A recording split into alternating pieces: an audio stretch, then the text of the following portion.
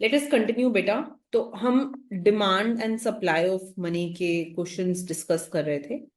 we'll go ahead and we'll continue with these questions. देखो, read the next question, try to do this yourself.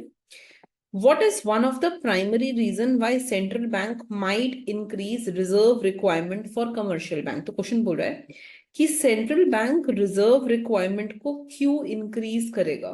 Commercial banks की जो reserve requirement है, why the central bank will increase that? बेटा read option number A, to reduce inflation by decreasing money supply, ताकि अगर reserves बढ़ जाएं तो automatically money supply कम हो जाए, और अगर मनी सप्लाई कम हो जाए तो इन्फ्लेशन भी कम हो जाए।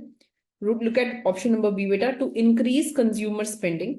अगर रिजर्व्स इंक्रीज होंगे, अगर रिजर्व्स इंक्रीज होंगे तो इससे कंज्यूमर की स्पेंडिंग इंक्रीज होगी। Look at option number c बेटा, to promote lending by increasing money supply.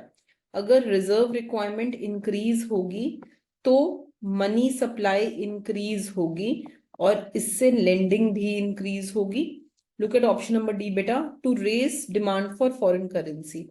अगर रिजर्व रिक्वायरमेंट बढ़ेगी तो फॉरेन करेंसी का डिमांड बढ़ेगा। So which of the following option is correct? बेटा first of all try to understand that if reserve requirement will increase, अगर जो reserves हैं, जो कमर्शियल बैंक के पास रिजर्व्स होने चाहिए, व्हाट आर रिजर्व्स? पहले टेल मी दैट बेटा। It's the amount of money from deposits which cannot be given out as loan।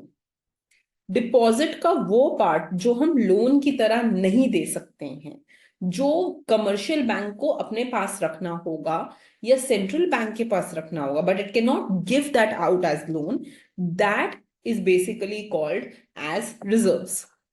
अब बेटा when we increase the reserve, जब हम ये रिजर्व्स बढ़ा देते हैं तो automatically central bank can, commercial bank can give out less loan to public.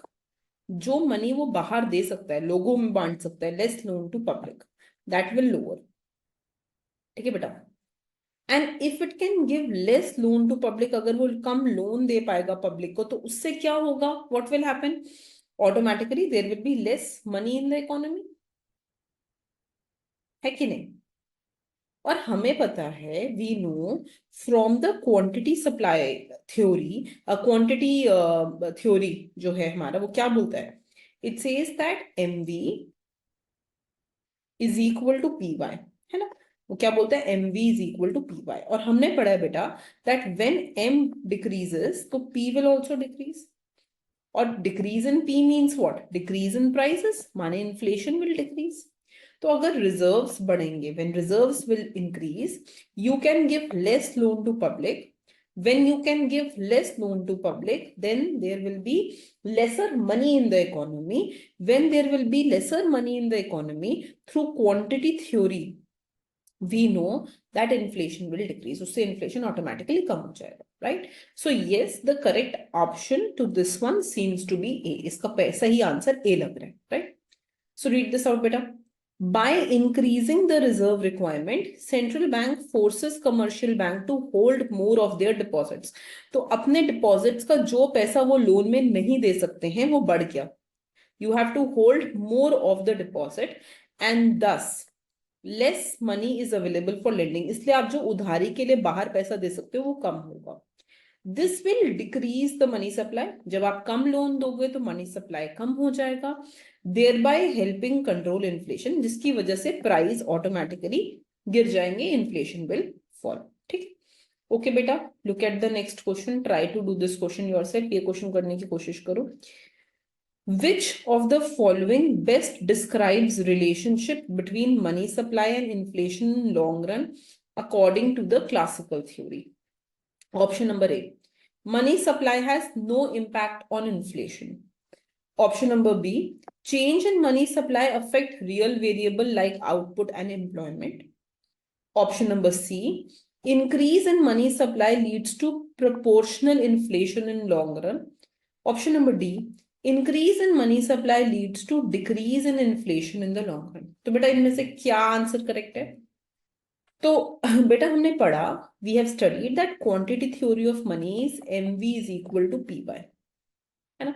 और हमने ये भी पढ़ा है दैट in long run output is constant, है ना। और no real variable can be changed from money. हम किसी भी रियल वेरिएबल को मनी से चेंज नहीं कर सकते। It's called as neutrality of money. इसी को हम न्यूट्रलिटी ऑफ मनी बोलते हैं ना। तो money can not change any real variable, output को हम कांस्टेंट रख रहे हैं। Similarly, we assume that in any economy, velocity of money is also constant. बेटा velocity of money क्या है? Velocity of money है the number of times money changes hand. तो number of times that money is changing hands, this is constant. इसको हम constant मानते हैं। तो velocity of money is also constant. Now from that aspect, बेटा, whenever money will increase, price will increase by the same amount. है ना। तो money में जब भी ग्रोथ आएगी, प्राइस में भी उतने से ही ग्रोथ आएगी। और ग्रोथ ऑफ प्राइस को क्या बोला जाता है? Inflation. So whenever there will be increase in money, it will cause inflation by same amount. उतने से ही इन्फ्लेशन भी इकोनॉमी में आएगा, right. So it means what of the four options is correct? It should be option number C. Increase in money supply leads to proportional inflation in the long run. जितने से money supply increase होगी, उतने से ही prices increase होंगे। और growth of price को ही inflation बोलते हैं, है ना। तो growth of money supply and growth of price is equal to each other. ठीक है बेटा, रीड दिस आउट।